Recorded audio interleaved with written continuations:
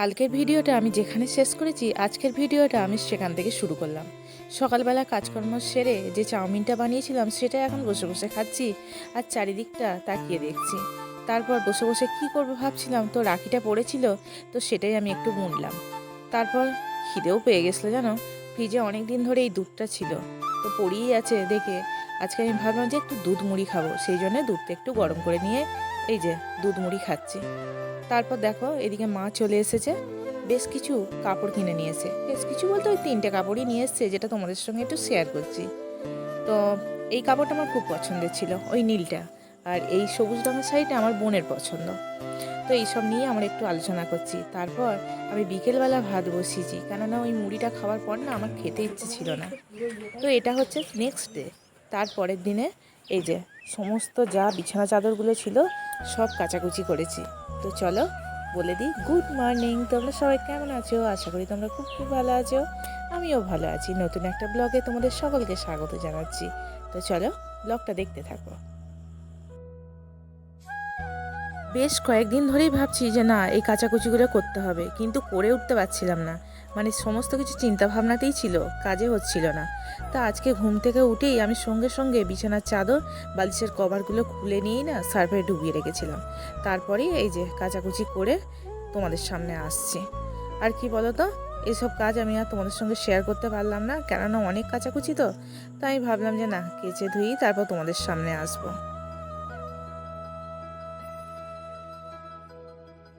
আর আজকে কি পরিমাণে রোদ দেখো না, বেশিক্ষণ লাগবেই না এটা শুকাতে। এদিকে তো সব বিছানা চাদরগুলো ধরবে না, সেই জন্য মা বলছে যে ওদিকে আর একটা দড়ি খাটানো আছে, ওদিকে গিয়ে শুকুত দিতে। কিন্তু ওখানে কি বলতো, এই যে এখানে এত সুন্দরভাবে রোদটা পড়ে তো ওখানে ওইভাবে পড়ে না। তো ওইটাই মাকে বলছিলাম যে না দুটো বিছানা চাদর এমনি ঝুলিয়ে রাখি, জলটা ঝরুক, পরে চাড়িয়ে দিলে সেটাও আবার শুকিয়ে যাবে। কেননা এখানে ওই বিছানা চাদরগুলো জায়গা হচ্ছে না জানো তো। তো বালিশের কভারগুলো এদিকে দিয়ে দেবো, আর এই দুটো মঞ্চে এখানে জলটা ঝরুক, ওটাই মায়ের সঙ্গে কথা বলছি। দেখো সংসারের তো সমস্ত রকম কাজ আছে তাই না, কাপড় কাচা, বাসন মাজা, ঝাঁট দেওয়া, ঘর মোছা, এক্সট্রা অনেক কিছু কাজ থাকে। তার মধ্যে সত্যি কথা বলতে আমার পছন্দের কাজ হচ্ছে এই কাপড় কাচা। আমি কাপড় কাচতে খুব ভালোবাসি, মানে আমাকে যতগুলি কাপড় কাচতে দাও আমি ঠিক কেচে ফেলবো। একটা কেমন যেন পরিষ্কার পরিষ্কার ভাব থাকে, সত্যি সেই জন্যই আমার খুব ভালো লাগে।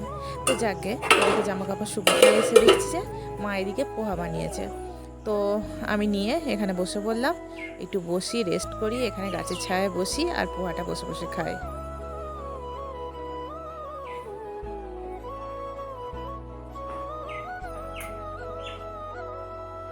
অনেক দিন হেনাটা করা হয়নি, সেই জন্য বসে বসে হেনাটা করে নিলাম। যেহেতু আজকে আমার রান্নাবান্না নেই, মা আজকে বাড়িতে খাবে না, মা আজকে একটা পুজো বাড়িতে খাবে। আর কালকে বিকেলবেলা যেহেতু রান্নাটা করেছি সেই জন্য ভাত এক্সট্রা ছিল জানো, আর একজনের জন্য রান্না করেই কী করবো, সেই জন্য একটু আলু ভেজে নিলাম। এই আলু ভাজা দিয়ে পান্তা ভাত, সত্যি এটা খেতে আমার কিন্তু দারুণ লাগে। তো আজকে দুপুরটা তো আমার এটাতে চলে যাবে, বিকেলবেলা না হয় রান্না বান্না বসাবো। আর এদিকে দেখো ঘরের কি অবস্থা, এগুলো সব এখন আমায় গোছগাছ করতে হবে জানো, নাহলে মাকে এসে কী কৈফিয়ত দেবো আমি। মায়ের তো বাড়িতে আসার টাইম হয়েই গেল, সেই কারণে আমি ভাবলাম যে না ঘরটা গুছিয়ে রাখি, নইলে এসে কি বলে বলো তো, বলবে এক তো রান্না করিসনি, তার উপর এরকম ঘর দুয়ারের অবস্থা। সেই কারণে ভিজে মাথাতেই আমি আগে ভাবলাম যে না ঘরটা গুছিয়ে বাগিয়ে রাখি। আর এক দু ফোঁটা বৃষ্টি পড়ছিল, সেই কারণে ছুটে এসে সমস্ত বিছানা চাদরগুলো জানলায় গুঁজে রেখে গেছি। তো এখন সব এগুলো ঠিকঠাক করার পালা। এই জামা কাপড়গুলো আমার সব মামির কাছে ছিল, এগুলো মাকে দিয়ে পাঠিয়ে দিয়েছে। তবে হ্যাঁ, এই জামা কাপড়ের মধ্যে আমার মামার মেয়ে এইটুকু একটা গেঞ্জি কেন পাঠিয়েছে আমি বুঝতে পারছি না, আর বাকি সব ঠিকঠাকই আছে। তারপর দেখছি একটা প্যান্ট পাঠিয়েছে, আর এই একটা লেগিংস পাঠিয়েছে, কি কারণে দিয়েছে আমি বুঝতে পারছি না, ফোন করলেই জানতে পারবো। এগুলো সব রাখি, রেখে আস্তে আস্তে গুছোই।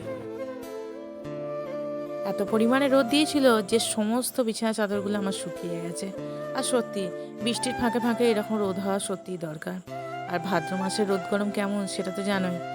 যাকে চলো বিছানা চাদরগুলো সব এখানে মেঝেতে রেখে দিচ্ছি, একটা একটা করে গুছোবো আর এইখানে একটা পেতে দিই।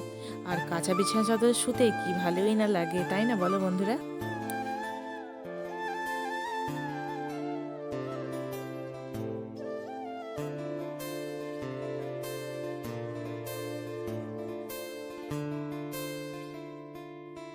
ফাইনালি সমস্ত জামা কাপড়গুলো নিজের জায়গায় রাখলাম এবং বিছানা চাদরটাও পেতে ঘরটার গুছিয়ে রাখলাম। এবার আমি একটু দড়াম করে শুয়ে পড়বো এই বিছানাটায়, কেননা আর থাকা যাচ্ছে না। পান্থবাতের ঘুম বন্ধুরা, কি বলবো। তো চলো বন্ধুরা, ঘর তো গুছানো হয়ে গেছে, এবার একটু রেস্ট নিই। দেখা হচ্ছে তোমাদের সঙ্গে পরে। সকালের দিকে অত রোদ গরম দিয়েছে, বিকেলে আবার বৃষ্টি হবে না এটা হতে পারে? তো বাইরে বৃষ্টি পড়ছে, আমরা ঘরের ভেতর গল্প করছি। এদিকে রান্নাও বসিয়ে দিয়েছি, পটল আলুর তরকারি আর ভাত। এই যে গল্পের আসর এখনও চলছে। তো বেশ ভালো লাগে মাঝে মাঝে এরকম। তো চলো বন্ধুরা, আজকের ব্লগ এটুকুই। দেখা হচ্ছে তোমাদের সাথে নেক্সট ব্লগে। ততক্ষণের জন্য টাটা।